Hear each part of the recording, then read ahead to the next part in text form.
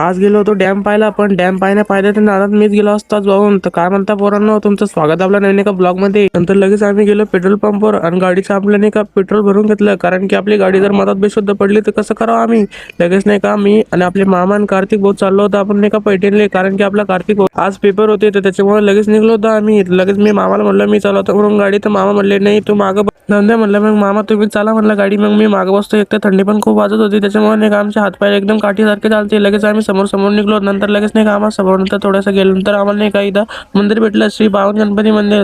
तिथं उतरले आम्ही लगेच नाही का श्री पावन गणपती मंदिरात नाही का गेलो आणि लगेच तिथं पाय पडून घेतले. मी तर नाही का मागितलं फक्त माझ्या या व्हिडिओला नाही का 1 मिलियन व्ह्यूज येऊन. गणपती बाप्पा एकदम भारी दिसत होते. लगेच मी गणपती बाप्पाचं एक क्लिप घेऊन टाकली आणि आपल्या याच्यामध्ये ऍड करून टाकली. लगे आपला कार्तिक मस्तपैकी पाय पडले. लगे आपल्या मामान पण वगैरे पाय पडून घेतले. मी म्हटलं एकदा वापस एकदा पाय पडून घ्या म्हणतात. लगेच पाय पडून घेतले. मग मी पण लगेच आपल्या मोशक दादाचं पण एकदा शूट घेऊन टाकला आणि लगेच आलो समोर आणि लगेच तिथं पण पाय पडून घेतले. लगे आपल्या मामाने लगेच पेढे वगैरे घेतले.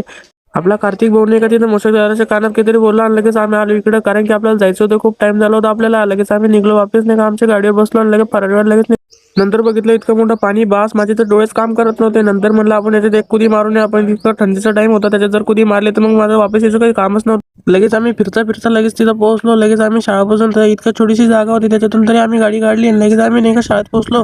बाकी तुम्हाला जर बघायचं असेल माझ्यासोबत काय झालं तर तुमच्या लगेच फॉलो करून घ्या. लगेच पार्ट 2 येईल.